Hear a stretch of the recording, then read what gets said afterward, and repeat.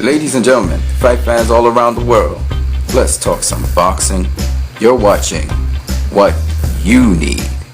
So, it's a myth to say there were less major sanctioning bodies back then. That's not true at all. There were the same amount of sanctioning bodies back then, major ones, as there are today. And the major ones today are the IBF, the WBA, the WBO, and the WBC.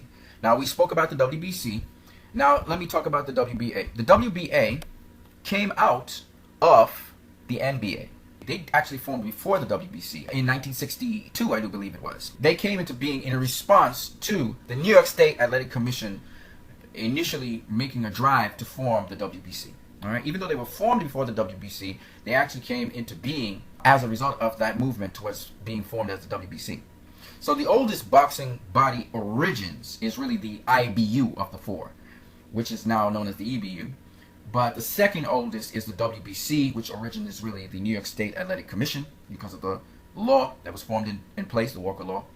And then next in line is really the WBA, or what was known as the NBA. And then the British Boxing Board of Control came after. It is reported, however, that the WBA, which is the child of the NBA, it is the oldest of the four major organizations recognized by the International Boxing Hall of Fame, which sanction World Championship boxing bouts, along with the International Boxing Federation, the World Boxing Council, and the World Boxing Organization. But truthfully speaking, its roots are actually younger than the WBC, and, which is not existing right now, as a major world boxing body, the EBU. Now, out of the WBA came these two boxing organizations, the IBF, the International Boxing Federation, and the WBO. The WBO came into being when they went to the WBA's convention in 1988 and they disputed what rules should be applied. And because they had a difference of opinion about certain rules in boxing, they separated these group of businessmen from Puerto Rico and the Dominican Republic, and they had as their first president Ramon Peña Acevedo from the Dominican Republic. In terms of the IBF, the International Boxing Federation, it was known as the USBA, and the USBA is still around, the United States Boxing Association. Their president was looking to be elected in the WBA. But when he didn't become president of the WBA, they withdrew from the convention and they formed their own group.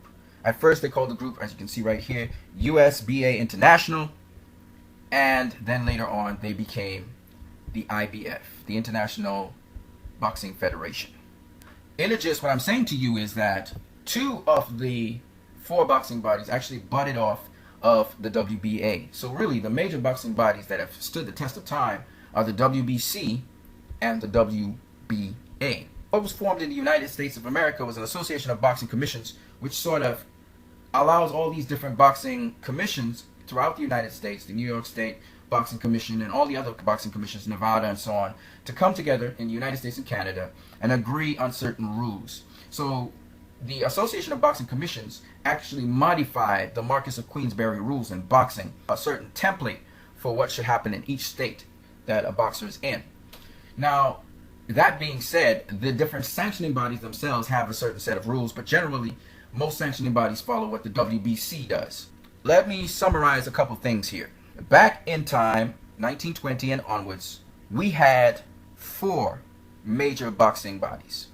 And those major boxing bodies that offered world titles were the New York State Athletic Commission, the EBU, the British Boxing Board of Control, and the National Boxing Association. Those were the four major boxing bodies out there.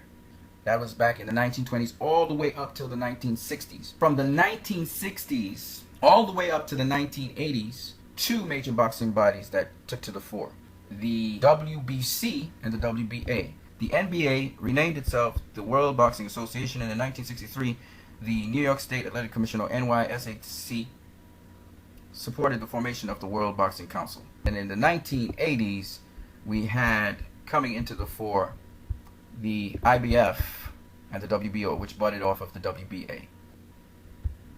The IBF in 1983 and the WBO in 1988.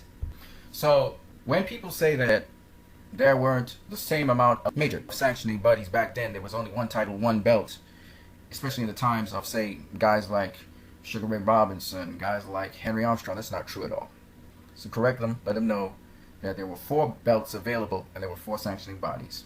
You guys have a great one.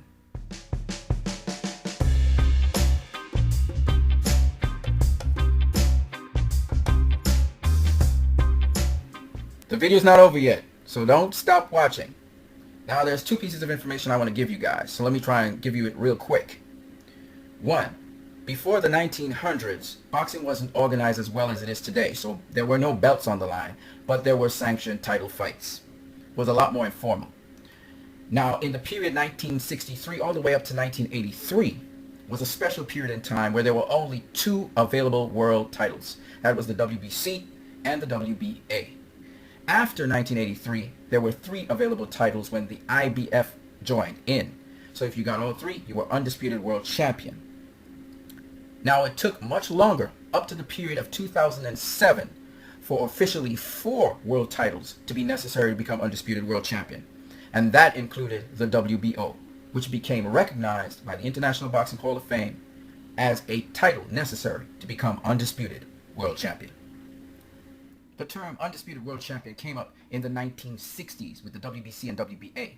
It has become increasingly difficult to become an undisputed world champion today, as you must have 4 world titles to be able to become one. Before that period of time, any one of 4 world titles between 1920 and 1963 made a person a world champion.